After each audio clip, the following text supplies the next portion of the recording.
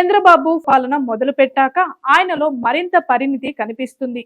వాస్తవంగా చంద్రబాబు 1995లో తొలిసారి ముఖ్యమంత్రి అయినప్పుడు దూకుడుగా రాజకీయం చేశారు. 1999లో రెండోసారి అధికారంలోకి వచ్చాక అటు కేంద్రంలో వాజ్పేయి ప్రభుత్వం నుంచి పూర్తిగా అండదండలు ఉండడంతో అభివృద్ధి పరంగా తనదైన తిరుగులేని ముద్ర ప్రదర్శించిన కొన్ని ఆలోచనలు, కొన్ని విషయాల్లో ప్రజా ఆలోచనలకు భిన్నంగా వెళ్లారన్న పేరు తెచ్చుకున్నారు. ఇక 2014లో నవ్యాంధ్ర విభజన జరిగి ఆంధ్రప్రదేశ్ తొలి ముఖ్యమంత్రి అయ్యాక మళ్లీ అభివృద్ధి పరంగా తన ముద్ర చూపించిన, ఇచ్చిన హామీలు కొన్ని నెరవేర్చకపోవడం, ప్రజల ఆలోచనలకు భిన్నంగా వెళ్లడంతో మళ్లీ వ్యతిరేకత కొన్ని తెచ్చుకున్నారు. చంద్రబాబు పాలన మొదలైన ఈ 20 రోజుల్లో ఆయన ముందుగానే క్లారిటీ ఇచ్చేశారు.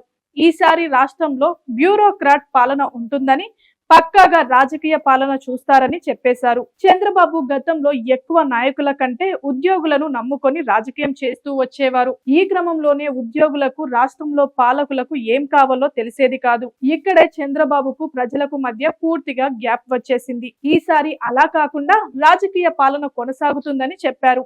ఇక చంద్రబాబు ఈ 20 రోజుల్లో పూర్తిగా పెద్ద మనిషి హోదాలో చాలా ఉన్నతమైన పాలన చేస్తున్నారన్న ప్రశంసలు కూడా వ్యక్తమవుతున్నాయి. 4 రోజుల క్రితం మంత్రి రాంప్రసాద్ రెడ్డి భార్య హరితారెడ్డి పింఛన్ల పంపిణీ కార్యక్రమానికి వెళ్తూ ఆలస్యంగా వచ్చాడన్న కారణంతో చిన్నమండెం మండలం ఎస్ఐ రమేష్ పై తీవ్రంగా విరుచుకుపడిన వీడియో సోషల్ మీడియాలో వైరల్ అయింది. వెంటనే చంద్రబాబు ప్రభుత్వానికి చెడ్డ పేరు వస్తుందన్న విషయం గ్రహించి దిద్దుబాటు చర్యలు చేపట్టారు.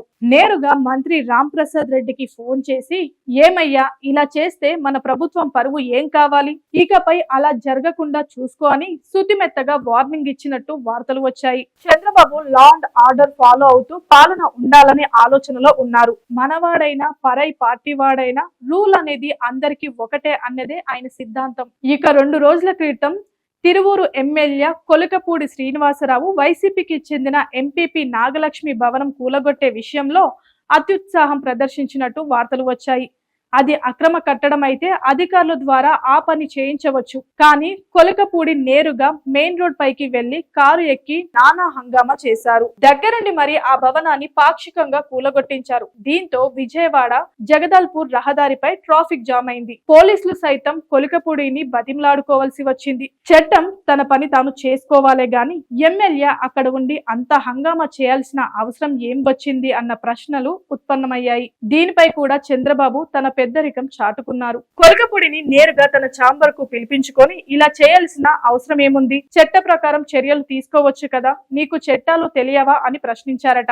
ఎవరైనా అక్రమాలకు పాల్పడితే అధికారులకు ఫిర్యాదు చేసి చట్ట ప్రకారం నడుచుకోవాలని కొలకపూడికి హితోపదేశం చేశారట. ఒకవేళ కింది స్థాయి అధికారులు పట్టించుకోకపోతే తనకు ఫిర్యాదు చేయాలని, అప్పుడు అంతా తాను చూసుకుంటానని చంద్రబాబు కొలకపూడితో చెప్పారట. ఏది ఏమైనా చంద్రబాబు పాలనలో ఈసారి చాలా గొప్ప పరిణితి కనిపిస్తుంది. తాజాగా జరిగిన 2 విషయాలలో ఆయన స్పందించిన తీరు చూస్తే పెద్దరాయుడుగా తన పెద్దరికం చాటుకున్నారు అన్న కామెంట్లు సోషల్ మీడియాలో వినిపిస్తున్నాయి. మరి పెద్దరాయుడు, పెద్దరికం 2 సూపర్ డూపర్ హిట్ సినిమాలు అన్నది వేరే చెప్పనక్కర్లేదు.